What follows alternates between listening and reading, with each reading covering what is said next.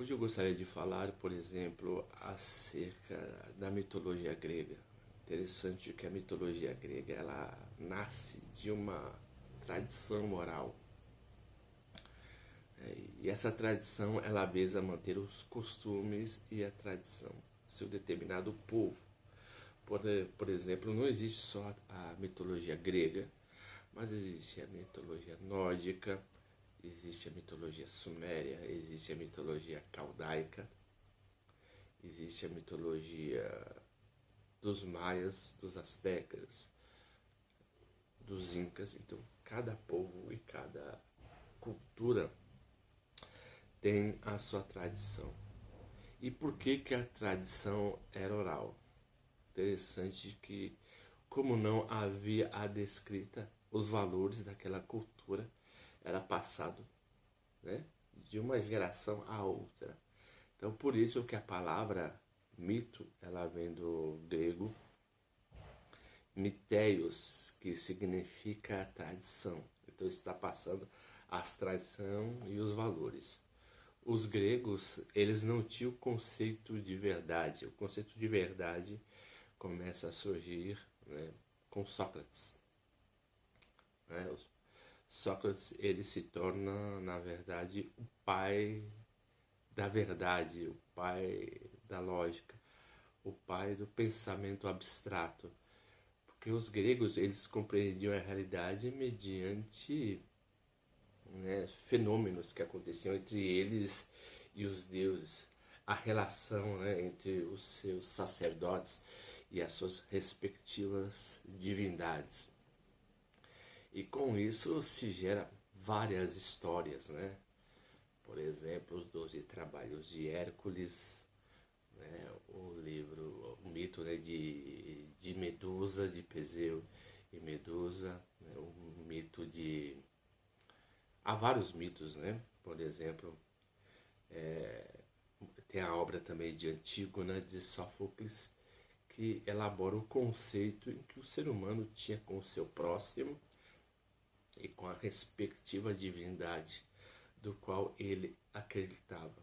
Então, a cultura grega ela trabalha esse seguinte aspecto: é a interação das pessoas com os deuses e com os deuses com as pessoas. É por isso que o mundo espiritual para o grego era totalmente misto, né? Porque na maioria das vezes os deuses interferiam nas relações humanas e poucas vezes os humanos se interferiam na briga dos deuses.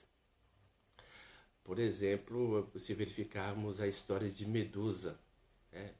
Medusa ela era uma górgona, era uma sacerdotisa muito bela e muito bonita. E ela era devota da deusa Atena. Como a deusa Atena e o deus Poseidon tinham determinadas rixas para verificar qual era o favorito de Zeus, né? Poseidon ele invade o templo de Atenas e pega Atenas e pega Medusa e a violenta. E pelo fato dele violentar a Medusa, ela chora e clama o favor de Atena, porque a sua dignidade fora roubada. Mas ao mesmo tempo, depois que ela sofre esse ato, Atena vem e a amaldiçoa. Mas por que a amaldiçoa? Por causa da sua beleza. O contexto da filosofia seria questionar, né, os grandes filósofos a princípio, se a beleza, por exemplo, é uma bênção ou uma maldição. Para Medusa foi, porque como ela era uma devota da deusa Atena, as pessoas iam nos cultos não para, né, louvar e engrandecer a deusa Atena, mas sim para admirar a beleza da Medusa. Então, com isso, ela foi amaldiçoada. Atena ela sentiu muito ciúmes de Medusa e amaldiçoou por isso, né? A questão é também, assim, dentro do campo da filosofia, se os deuses, né, têm ciúme dos humanos pelos fatos deles serem mortais, né, e pelo fato deles morrerem. Porque os deuses, eles não morrem, os deuses são eternos, né? Verificamos, por exemplo, um grande estudioso, Mircea Eliade, né, ao estudar a cultura grega, e entre outros também mitólogos, né, estudam que a polis, né, a cidade, ela sempre era encabeçada por um deus. Por exemplo, como seria encabeçada? Era uma espécie de geometrização do sagrado. Primeiro era constituído um templo ao deus, né? E em volta desse templo era constituída a cidade. Então era conhecida, por exemplo, como a geometrização do sagrado. Aí a partir daí começaram a se originar as cidades e o ponto de referência. Então na cultura grega, né, os templos, né, verificaram aos deuses, eles eram sempre, por exemplo, né, como um ponto de referencial. Tinha um templo filial e tinha um templo sede, né? Vamos dizer assim na linguagem de hoje. Tinha o oráculo de Delfos, né? Tinha o oráculo de Apolo. Por exemplo, Sócrates, quando recebeu a sua missão de levar a filosofia, ele foi no oráculo, né, de Delfos. E ele leu a seguinte frase, né? Ele leu a frase em que o homem é inferior aos deuses, né?